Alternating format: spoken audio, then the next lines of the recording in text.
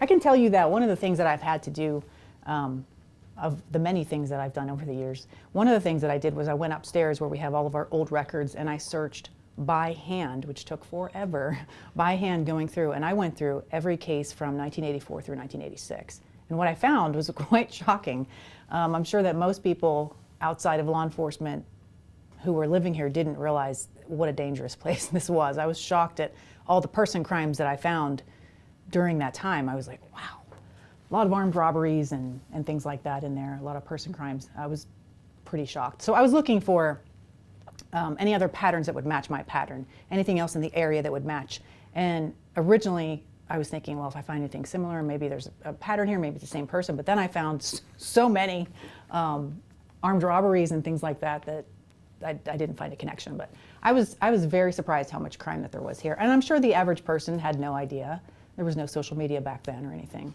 And of course now, as Marcus said earlier, we have surveillance cameras, we have GPS, we have DNA, we have all these things that they didn't have back then. So pretty easy to get away with a lot of crime when there's no cameras. I mean, think about it now, you really do have no privacy. As soon as you step out your door, there's a camera on you somewhere, even if it's just your neighbors. So there's, we all have GPS on our phones in our cars. So a lot harder, I think, now to get away with crime. Back then, nobody can see you. That part to me was pretty surprising how much crime I found. We've never found anybody's DNA except for hers. But again, that goes back to, if you don't know that you're searching for DNA, then you're not going to approach your crime scene that way. Wish they didn't know. I mean, there's pictures of them without gloves on because people didn't wear gloves back then at crime scenes. That was normal. So little things like that. And again, we've never found anybody's DNA but hers. And that's on everything that's been tested, retested, re-examined.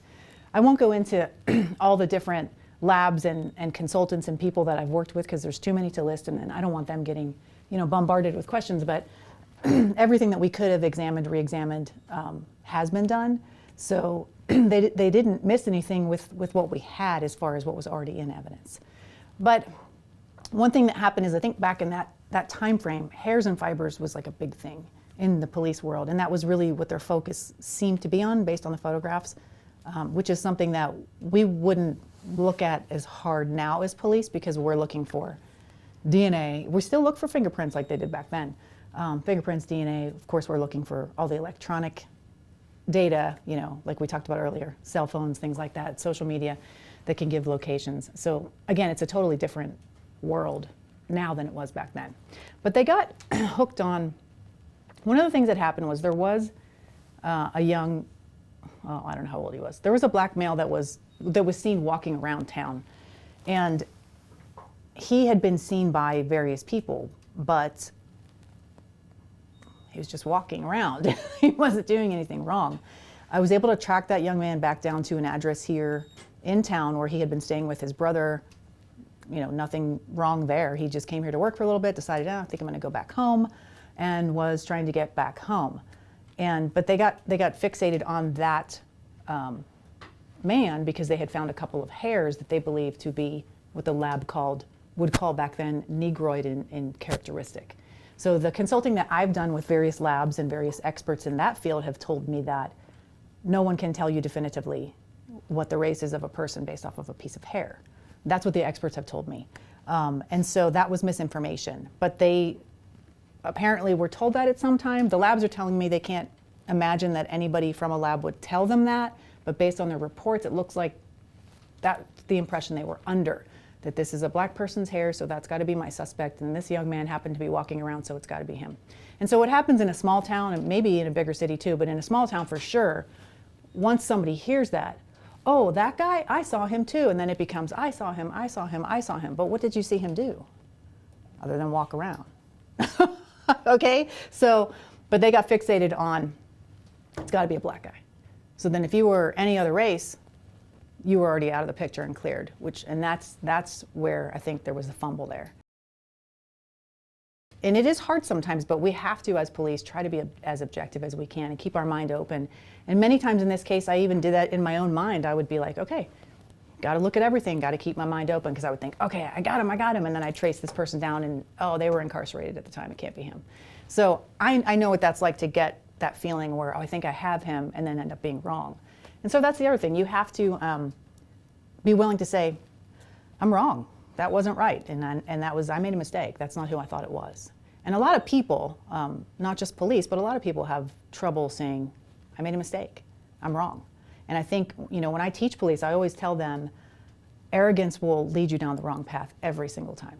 Arrogance will always lead you to the wrong answer. You can't be too afraid to say, I messed up. I'm sorry. And even in where we're at now, even though we're all at the point where we believe this is our guy, I don't have his confession. I don't have his DNA. And if I end up being wrong at the end of the day, then I'm wrong.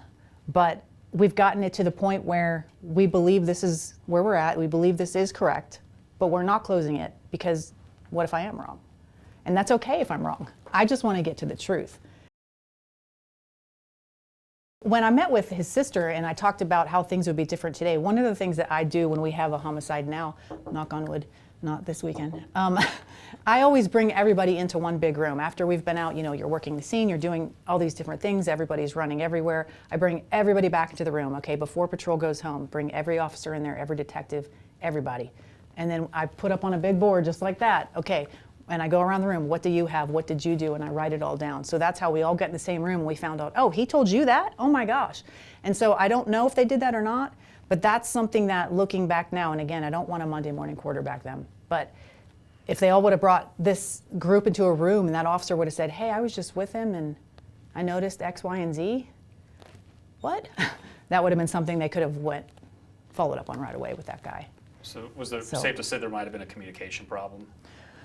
I don't know. I don't know what you would call it. It's just, I don't know how they did things back then, and again, like Marcus said, I believe they did the best they could, and I don't want to Monday morning quarterback them, but I know that looking back now, especially as a supervisor, that's one of the things that I do in a case like that. Bring everybody into the same room and go, okay, what does everybody have? Before anybody goes off duty, I need to know what you did, who did you talk to, what did they say? So then okay, here's what we need to do for our follow-up. And so, if that officer had that information, but it wasn't communicated to the detectives, and I don't know if it was, then the detectives didn't know. So it could have been a breakdown there. I really don't know where the breakdown occurred, but just seeing those couple of lines that he wrote down and finding that out was like, oh my gosh, everything just starts adding up and adding up and adding up. There's quite a bit of stories in the newspapers from back in the day where his name is popping. And I'm like, wow. So, it just and again, we're still looking into him. I'm still looking into things and following up on things. We've met with the family where he was from to see, sometimes serial killers will keep things. He doesn't appear to have been one of those. And really, as he aged, his alcoholism got worse. I believe his undiagnosed mental health issues got much worse. And he wasn't the kind of, serial killer who was leading a normal life and would have had mementos somewhere like in his office or something. He wasn't a guy like that. He was basically indigent at the end of his life and had nothing.